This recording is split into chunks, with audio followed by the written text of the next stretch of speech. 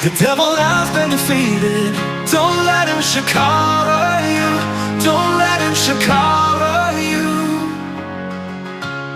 2 Corinthians chapter 10 from verse 3. For though we walk in the flesh, we do not war after the flesh. For the weapons of our warfare are not carnal, but mighty through God to the pulling down of strongholds, casting down imaginations and every high thing that exalted itself against the knowledge of God, and bringing into captivity every thought to the obedience of Christ, and having it in a readiness to revenge all disobedience when your obedience is fulfilled. Okay, Ephesians chapter 6 from verse 10. Finally, my brethren, be strong in the Lord and in the power of his might. Put on the whole armor of God, that you may be able to stand against the wiles of the devil. For we wrestle not against flesh and blood, but against principalities, against powers, against the rulers of the darkness of this world, against spiritual wickedness in high places. Wherefore take unto you the whole armor of God, that you may be able to withstand in the evil day, and having done all, to stand.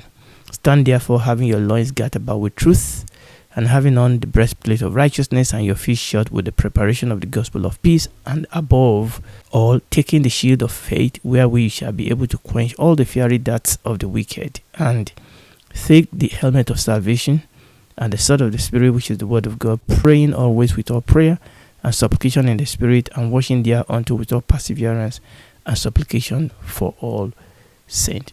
Now, by the first year anniversary of the 7th of October 2023 attack of Hamas, over 26,000 rockets, missiles, and drones have been launched at Israel from multiple fronts.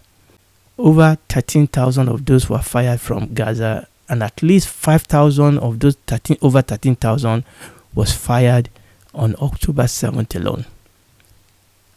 Over 12,000 projectiles was fired by Hezbollah from Lebanon. Around 600 fired from Syria. Around 180 from Yemen. And around 400 directly from Iran on April 13th and October 1st, 2024. Please remember that Israel, like we've mentioned in previous episode, is a very tiny nation. And it is this tiny country that people have shot 26,000 rockets and missiles and drones against. The truth is this: it has been a miracle. It has always been a miracle, and it is a miracle that Israel is still surviving today. This war has been very, very costly to Israel.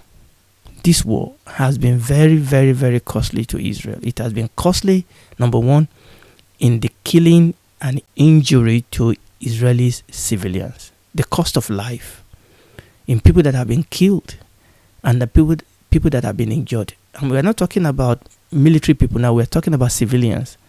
It has been costly in the thousands and thousands of Israelis that have been displaced from their homes. Again, remember this, all these statistics that we are running through, remember this against the background of the fact that this is a tiny nation. Costly in the life that have been lost, the life that have been injured, costly in the many thousands of families that have been displaced from their home, costly in the mental health toil that has resulted from these constant barrages of missiles and weaponized drones, and people having to run into bomb shelters all the time, oftentimes, many times, even in the middle of the night. This will inevitably put a strain on the mental health of people. And it has been costly because of the life of IDF soldiers that have been lost. 1 year on, after the 7th of October 2023 attacks, 1 year on, now it is more than that now, but 1 year on, a total of 728 soldiers, reservists, and local security officers have been killed. 1 year on. And another 4,576 has been wounded in the war. within a year. Of these, 347 were killed and 2,299 were wounded during the ground offensive in Gaza. Remember, this statistic only cover 1 year. So this war has been very, very costly for Israel. This is the cost of war for this tiny nation. And last episode, we looked briefly at how Israel defied the odds against them and outsmarted and defeated Hamas in Gaza and Hezbollah in Lebanon. Israel took the whole world by surprise with her operation, exploding pagers, walkie-talkies, and other electronic devices of Hezbollah operative across Lebanon and part of Syria. We have also looked at the speed and efficiency of IDF attack, and we have also looked at how the IDF systematically take out the leaders of Hamas and Hezbollah one by one. So the question is, how did Israel fight her battle? Israel fought a battle in these ways. They were focused, determined, systematic, resilient. They were thorough. They were efficient. They were decisive. They were courageous. They were adventurous. They did not allow the world to bully them or distract them. And I can use more qualification. This was the way that Israel fought her battle. They knew and they understand the battles that they are fighting. They knew their enemies. They knew the strength of the enemy. They knew the weaknesses of their enemies. They knew the plan of their enemies. Israel understood and employed various weapons of warfare that are adapted to different warfare. They planned and executed great strategies in this warfare. And behind all this were brave and courageous army, both men and women, the IDF, who have given up their life to protect their people, to protect their land. That was the secret behind the success of Israel, despite the cost that they have to pay for this war. And my brothers and sisters, we are Christian, we must learn and employ these same qualities in our own battle.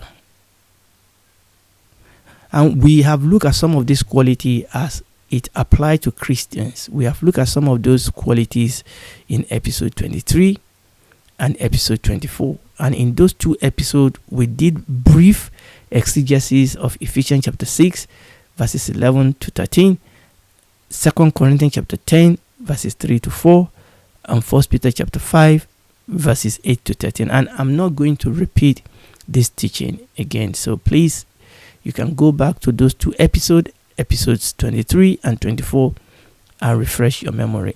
Now, what I'm going to be doing now from this point on is to start winding down on this our warfare mini-series.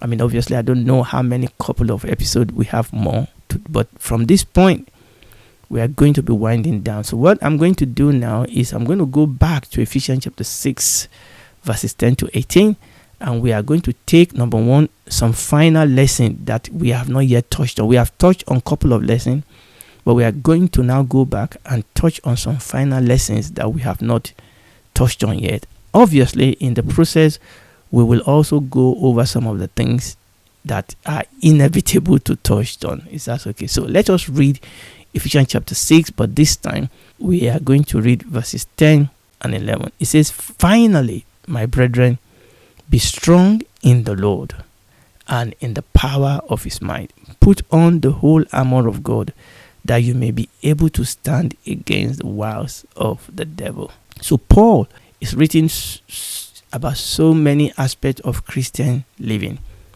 and he's wrapping up the letter. So Paul said, finally. So that word indicates a conclusion of a matter.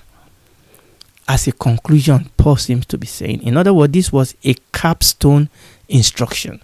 So the word finally may indicate a conclusion of a matter, or it may also indicate a summation, a summary of preceding matter. So a summary, you are summarizing and you are concluding. So when Paul said finally, that is what he was talking about. In other words, Paul was saying in essence, what follow is of utmost importance. So please pay close attention. And the same could be said about this warfare mini-series, that what follows, we have gone to the light, to the right, to the left, we have gone to the front and to the back, that what follow is a capstone of all the teaching that we have been doing in previous episode. It's kind of a conclusion to the whole mini-series. And we are asking that just as we have paid attention in previous episode, even much more, we should pay attention. So Paul said, finally. And then after that word finally, 3 instructions followed in quick succession. Let's take a look again. Finally, Paul said, finally, my brethren, then 3 instructions. The what? Be strong in the Lord and in the power of his might. The how? Put on the whole armor of God. And the why? That you may be able to stand against the wiles of the devil. The why is the danger. The why is what keeps you awake at night. The why is the reason you do what you do. The reason you get out of bed, get dressed, get ready for war. It is the why. The why is the danger. What's the danger? Our spiritual enemy. That is the why. This is the parallel of the Hamas and the Hezbollah that Israel faced. That's the why, the danger, the evil that lurks in our border. The men and women that have made it, in case of Israel, their goal to destroy Israel, but in our own case, the demons and the devils that have made it their own goal to destroy the works of God or to destroy the church of God. That is the why. And where we read told us the why, he said that you may be able to stand against the wiles of the devil. The why. Number 1 is the reality of the existence of our enemy. There is the devil, the adversary. Now we've talked about that, so I'm not going to go back to talk. We'll talk about it couple of episodes, but particularly episode 23, 24. So that's the devil. Then there is what? The wiles of the devil that we must be able to stand against. So this is the why. Let's look at the why. Be strong in the Lord and in the power of his might. That's the word. Put on the whole armor of God. That's the how. But what we are talking about first is we're actually taking this from the bottom. Why? That you may be able to stand against the wiles of the devil. Now, the Greek word that is translated wiles, W-I-L-E-S, the Greek word that is translated wiles is from a compound of 2 words that means to travel over, traveling over. Something that walks all over you with the aim of destruction, with the aim of overcoming you. So the word wiles then means cunning act, deceit, to lie in wait. It is trickery. So the wiles of the devil. Now let us look at some word that various translations use to translate this word wiles. The wiles of the devil. One translation calls it strategies and deceit of the devil.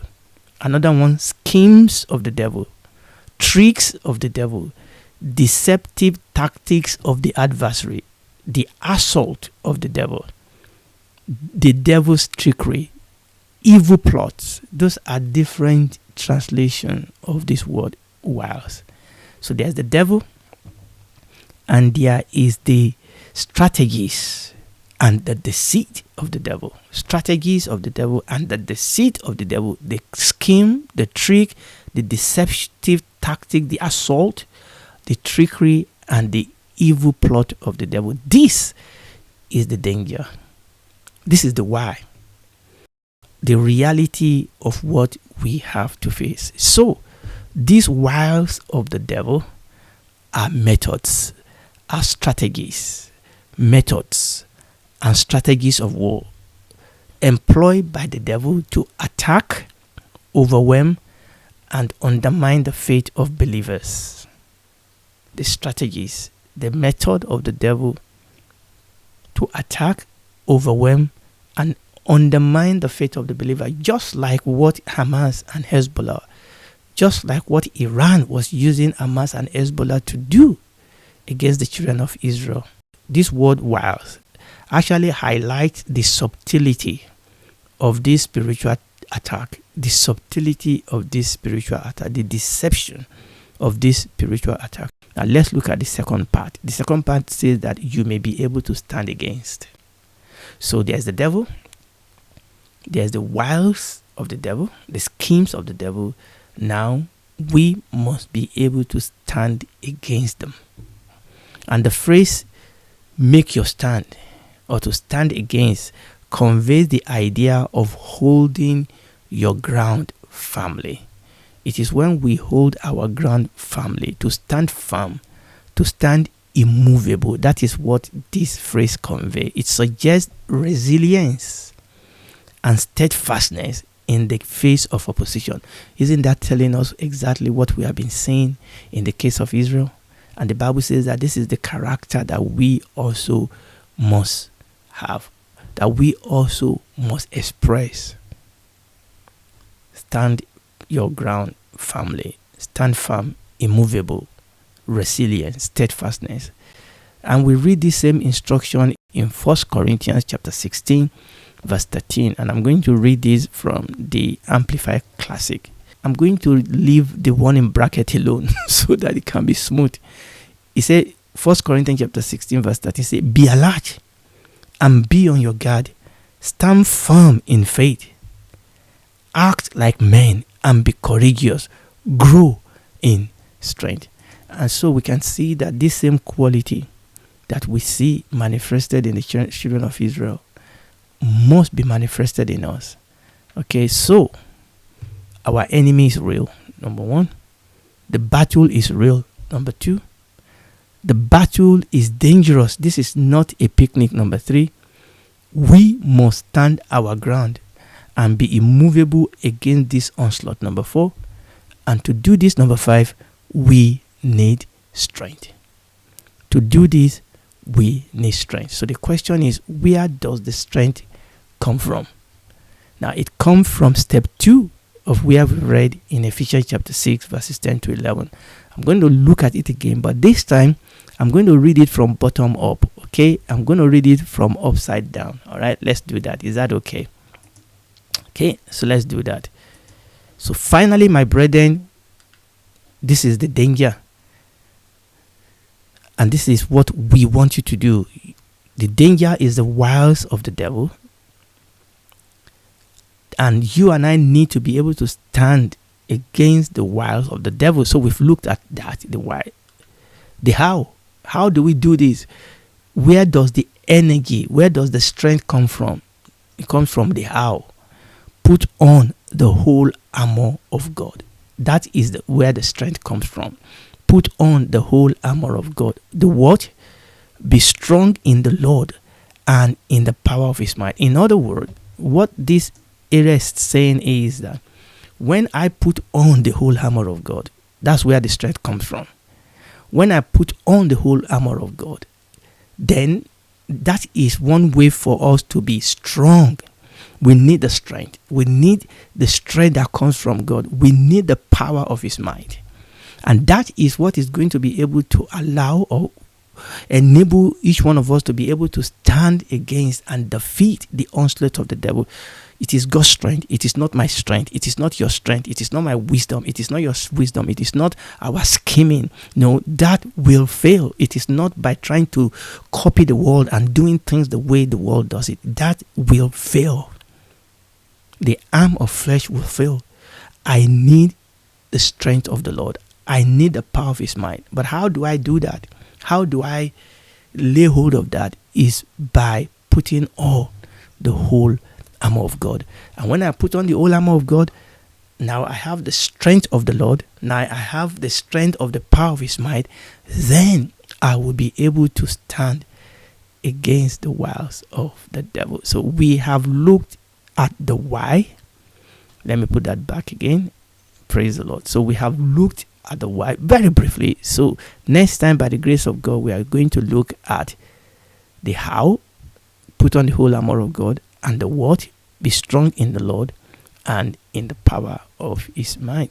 So that's where we're going to stop today, and by the grace of God, we'll take it up from here next episode by God's grace. If you are listening to me, I want you to know that God loves you.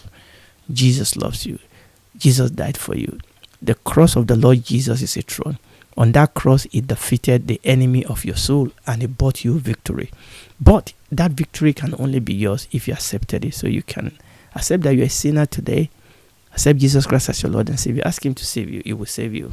He will become your God, your Lord. He will become your father. You will become a daughter and a son in his household, a citizen in his kingdom. He will walk the rest of your life on earth with you, strengthening, correcting, equipping you for the journey ahead. And when this is all over, you and I may be able to spend eternity with him in the new heaven and the new earth. Do it right now.